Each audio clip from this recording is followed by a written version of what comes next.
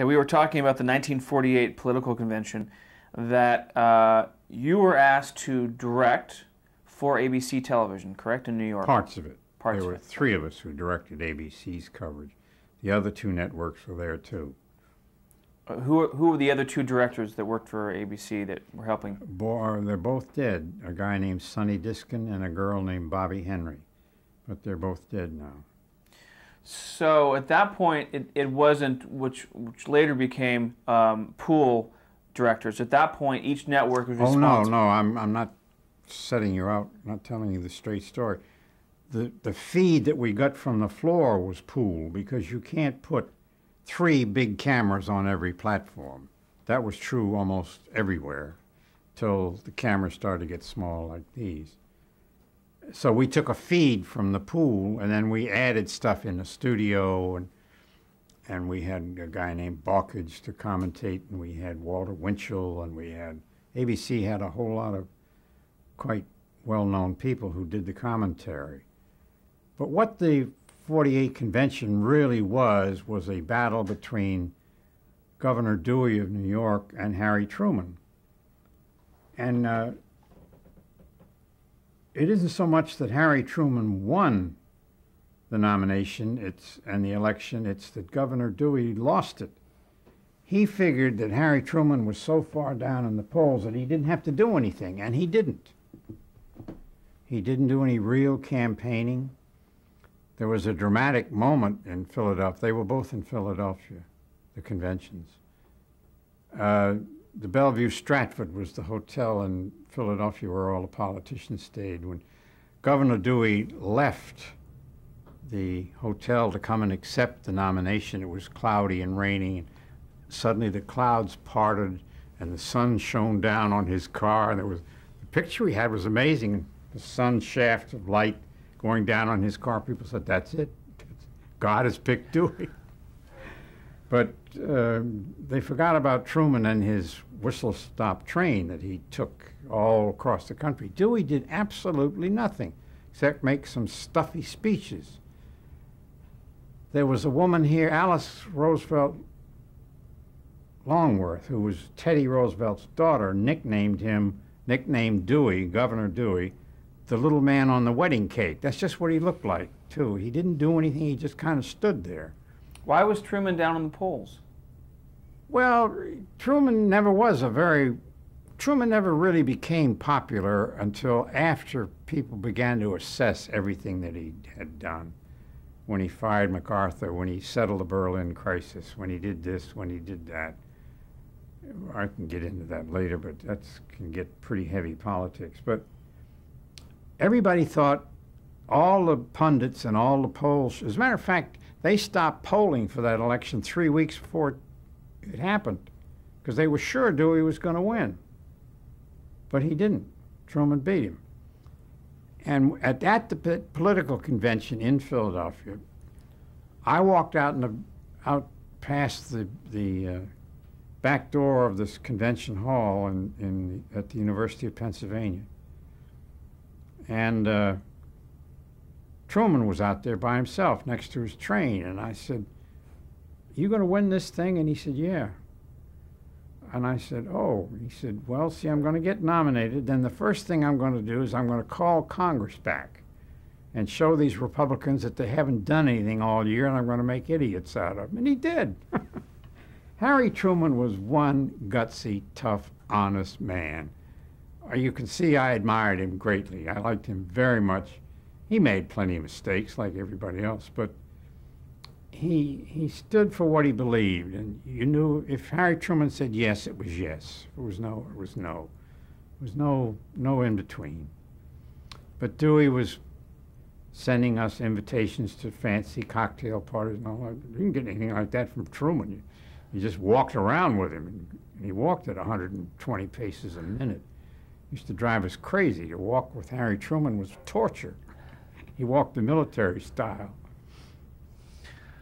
I want to just get a little technical elements of the 48 convention. How many cameras did you have on the floor? Do you remember? The pool had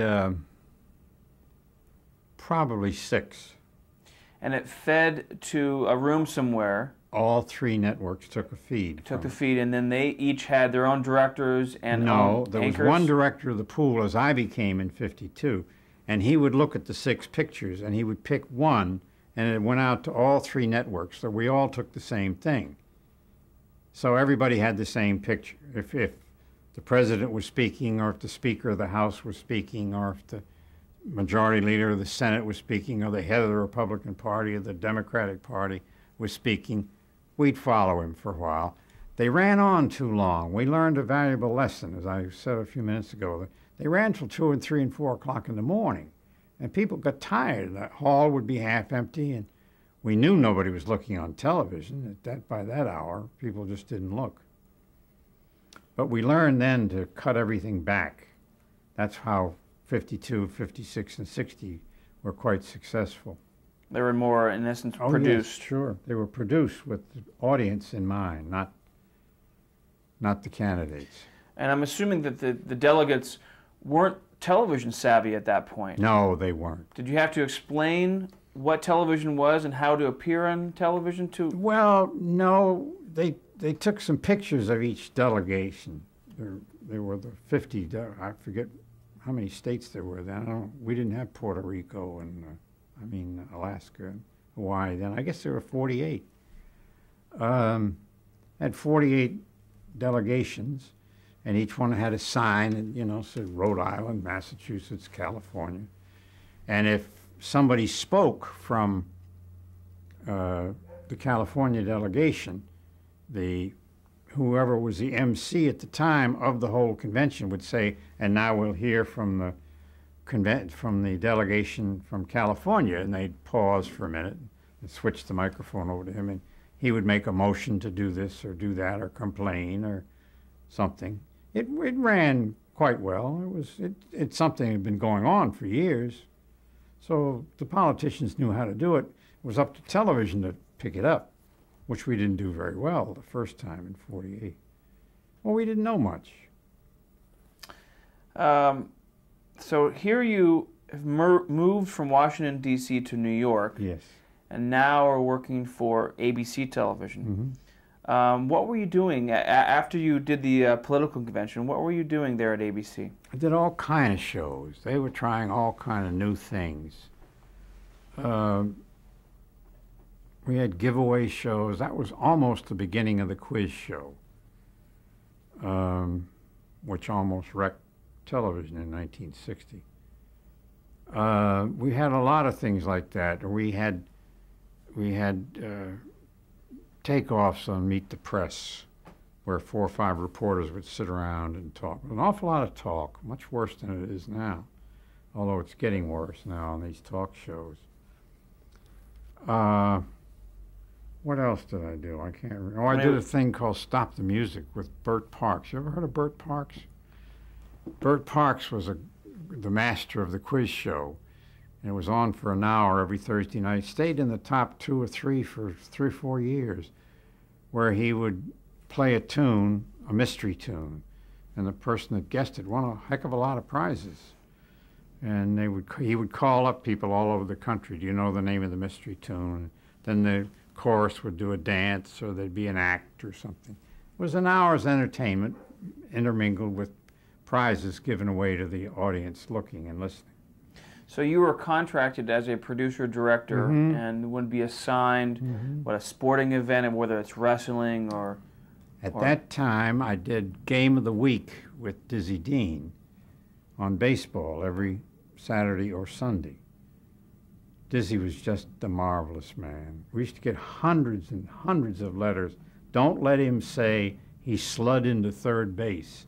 Dizzy could speak English just as well, if not better than I could, but he used all these crude terms. He slid into third base and so forth.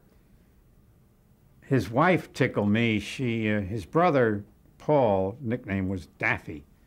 Between the two of them, they won 30 games for the St. Louis Cardinals once and won the pennant.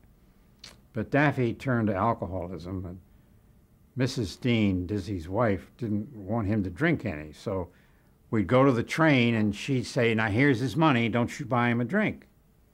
And I'd say, of course I won't buy him a drink, Mrs. Dean, if you tell me not to. But Dizzy'd get on the train and he'd go back to the club car and he'd just open the door. He's a big man, about 6'3" or 4. Who wants to buy old Diz a drink? And of course everybody in the bar would buy him a drink. He wasn't a drunk, but that's how I didn't have to pay for it. He got his own free liquor that way. But who wants to buy old Diz a drink? I'll never forget him. I liked him very, very much. I thought I knew baseball until I worked with Dizzy Dean. He taught me all the ins and outs of baseball. So you only did baseball with him? Mm-hmm. He was strictly baseball? A guy named Buddy Blattner from the St. Louis. I can't remember the name of that team. He was the color man. Dizzy did the... No, he was the play-by-play, and Dizzy did the color. What other sporting events did you direct and produce? Football. We did football with Red Grange. You remember Red Grange, the Galloping Ghost? Well, Mr. Kintner, who was president of ABC at that time, he saved ABC by doing two things. He signed up pro football, and you don't remember the Mouseketeers at all, do you? Do you? Of course. Oh, well, he bought them. He got them from Disney, which gave him good ratings because ABC was almost bankrupt when Kintner took it over. But he brought it. This is Robert Kintner. Robert E. Kintner, president of ABC News, of ABC, first president of ABC News, then president of ABC. Then he moved over to be president of NBC. Very successful, but he had a drinking problem, which killed him eventually. I was very fond of him. He was very good to me. He gave me my first contract at ABC. I was making the great total of $15,000 a year, which was a lot of money in those days. I was kind of ashamed because my father, who'd worked for 35 years as dean of George Washington University, was making $11,000 a year. I was 26 making $15,000. That's ridiculous. Wasn't worth that, but they thought it was. The ABC at that point started a relationship that ended up being a very lengthy relationship with Walt Disney and oh, yes. Mickey Mouse Club. Yeah. And then also around this time, as you just mentioned, relationship with NFL, mm-hmm. correct? And did you work on some of the early football games for the NFL? I started them. I started them with the Giants. New York Giants? Mm-hmm. Tell me about that. That was a lot of fun. I knew football pretty well, but by that time I learned I better get some help. And I had Red Grange, tightest man with $1 I ever met in my life. But, you know, when your group travel together like that, the ad agency, the television network, the announcers, you take turns picking up the chit for dinner. He never would. So one night in Philadelphia, we were down there doing I forget who the Philadelphia had as a team. Everybody thought of an excuse to leave the table. We left him with the check. He was furious. Very good. But I like Red. Red was a nice guy. He was everything he should have been. He knew football backwards and forwards. I was very grateful to get people like him. It was because of my experiences with football. I thought I knew baseball, I thought I knew football, but until I met Dizzy and Dean and baseball and Red Grange, I didn't really know that much about the ins and outs. So when I had to do the opera, I knew enough about music to get by, but I didn't.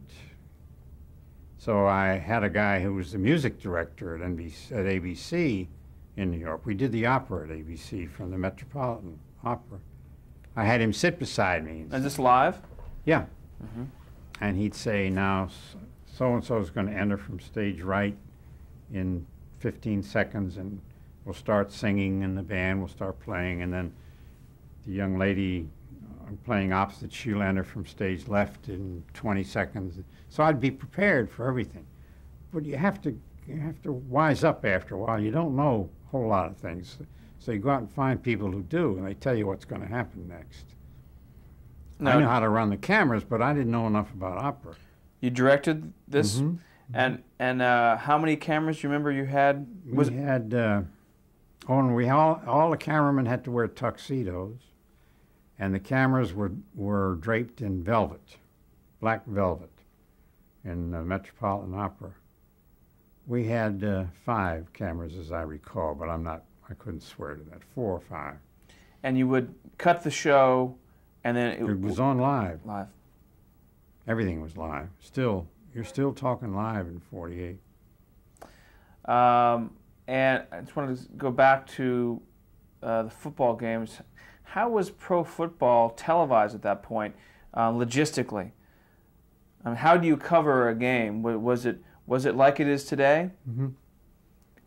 Camera high and then down below. Mm-hmm. Did you do interviews as well? Oh, sure. It hasn't changed hardly at all since it started. It was quite obvious how to do football. No, it didn't take a genius to put it on the air. And as I say, if you had a Red Grange with you, and I would switch off the sound so that my voice wouldn't, and I'd say, Red, what do you think will happen next? And he said, I think they'll kick. But he said, maybe they'll try to score, and maybe they'll try to make the yardage on the 4th down, so be ready for either one. So he'd place the camera so you were ready for either one. But no, football hasn't changed all that much. The most difficult sport to televise is baseball. In basketball, you follow the ball. In football, you follow the ball. You follow the ball in football, you're not going to get in an awful lot of trouble. Because somebody's trying to pick it up and run with it, or throw it, or kick it, or something. In baseball, you might have a very dramatic thing of a guy's up at bat and the guy on third base is going to steal home. So you better be prepared for a whole lot of things. And double plays are tough to be prepared for because you never know whether they're going to come or not, or whether he's going to hit it over the right field wall and what's going to happen. But football never changed very much. The game hasn't changed at all, as far as I can see. Now let's describe in the early 50s here what was on television. Milton Berle was on television, for example, in the 50s, Tuesday nights. Here you, years ago, started this local station in D.C., and now you're in New York, and a lot more programming is on the air. What kind of shows did you remember? What kind of shows did you watch at that point? About everything I could get my hands on, because I wanted to see how they were done. After you have directed a show, you watch or produced one, you watch everybody else and see something new they picked up, some gimmick they picked up that works. There is the split screen. I forget who developed that. It wasn't me. But we all picked it up after that. If you had a dramatic thing between if there was a guy on first and the guy was pitching, you wanted the camera to stay on the guy at first to see if he was going to steal second while the guy was pitching. And if he did start to steal, you cut to that camera and stayed with it, and so forth. But you learn from watching, and I watched an awful lot of television. I had to keep up with it, because things were moving along very rapidly in the 50s and 60s. How'd you like New York at that point? Very much. That lady you met this morning, I met in New York. She was working for the vice president of ABC when I went to New York. It's a funny story how I met her. Her name? Priscilla. Her name was Priscilla Lombard, and she was assistant to the vice president in charge of programming for ABC. His name was Tommy Vallata. And at the political conventions in Philadelphia, I was working for ABC, and we were raising a good bit of cane in those fraternity houses where we all lived. The University of Pennsylvania turned its fraternity houses over to the networks, and I was drinking quite a bit in those days. I quit drinking a long time ago. This is for the 52 convention? No, 48. And but every time I'd raise a lot of fuss, I'd get moved from one fraternity house to the other.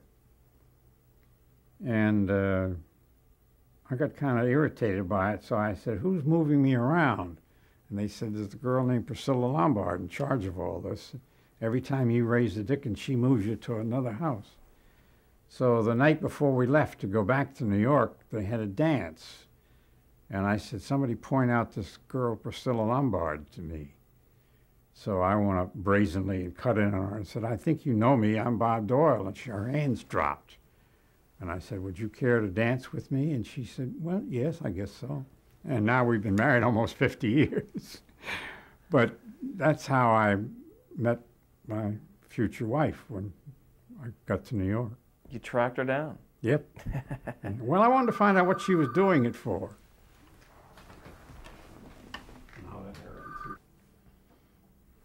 Let me see, I had a note on that, but I don't know what I had. Okay, we're continuing here. Next up, you, still working for ABC, you became the first producer-director of the television pool for the political conventions. How did that come about?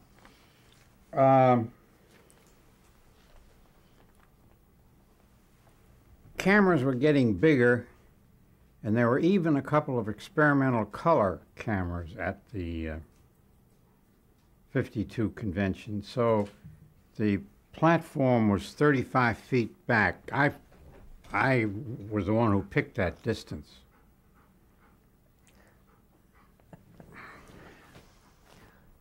I haven't heard that in a few years. You were just talking about some of the experimental cameras. That Yeah, they were well, there were a lot of cameras on the platform in front of the rostrum where the politicians were in 52. But the networks decided that they better have somebody who knew a lot about Washington politics and who'd been a director and so forth and so on to do this. And the three of them, the three vice presidents, called me together and said, will you do it? I was scared to death. And I said, yeah, I'll do it. I remember it was in 52, it was in Chicago. And I walked, you know the Palmer House in Chicago? It's a hotel. It's probably, might be gone by now. I remember walking around it 3 or 4 times before I had the nerve to go in it and check in. Because, you know, by that time there were a heck of a lot of television sets in this country. Burl had opened up, a lot of things had opened up. Sports had opened up television. But after about the first half hour, I was home. We had 2 cameras on the platform, 2 on the way back on either side of the loge seats, and 2 at the forefront of the loge seats, and 1 close-up camera, small camera, the smallest we could get up on the podium so we could look at the upcoming guests. And everybody took a feed from me.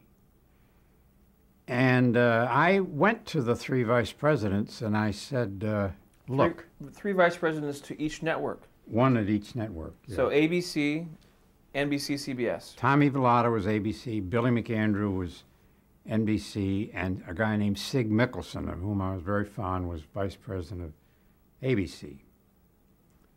And Dumont wasn't in the picture at that point? No, it didn't do much at the conventions. By that time, Dumont was beginning to fade. Financially, it was, I don't know when, you'd have to look that up if I'm wrong, but I don't remember them being at the 52 convention. I could be wrong, but I don't remember them dealing with them at all. But the cameras were, and of course, again, they ran too long, but it was the first time we did a coherent coverage. And I made a policy of the 3 vice presidents. I called them all, and I said, look, if you've got special requests for a certain thing, if you want the delegation from such and such a state, or you want this certain person, you want Adlai Stevenson, or you want this, just call me up, and I'll tell the others I'm going to this because ABC wants it or NBC. It was, you know, it was, everybody had the same privilege. It worked out fine. After the first day, I was very comfortable. But I made a deal with them. If they didn't like what I did the first day, kick me out. But if they did like it, don't bother me. And they were decent guys. They bought that. Because you can't have a lot of people telling you what to do. Only one guy can run a thing like that. So it worked out very well. I liked it, and they liked me, and that's why I did 52, 56, and 60. What kind of presence did television or the television cameras make on the people in that convention hall? Did it change the atmosphere of the convention? Yes, it did. Rowdyism stopped. There was I'm trying to think who the two... Dewey was sitting in by this time he was no longer a candidate, and I can't think of the senator who stood up on the platform and said, "You led us down the road to defeat twice, and we're never going to have you up here again." It was pretty vicious. A Republican convention. And the guy who was the boss of Chicago, boss of all politics in Chicago, came to me and he said, "How many people saw that?" And I said, "Well, it was about 2 o'clock in the afternoon. I'd have to guess 30 to 40 million. He said, "Ooh, that's not going to happen to us." So they started passing out instructions to people in the hall.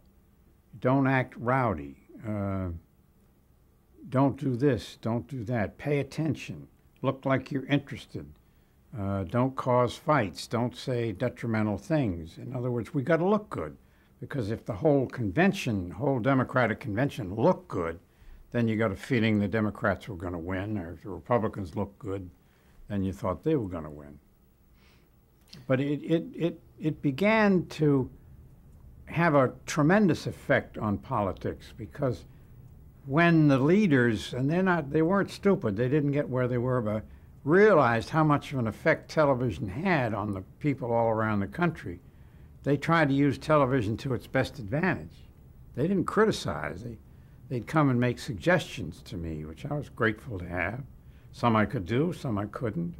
Some I couldn't get by the 3 networks, but I tried everything that they wanted me to do, and I tried everything the networks wanted me to do.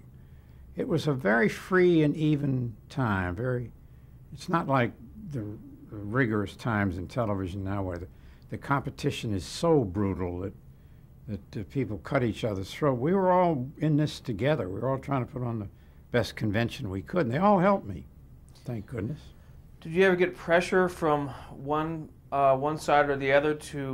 I got attempted bribery. Tell me about that. I was standing up behind the booth in Chicago, and a guy sidled up to me and he said, "I'll give you $10,000 if you'll take a lot of pictures of so-and-so. I'm not going to tell you who."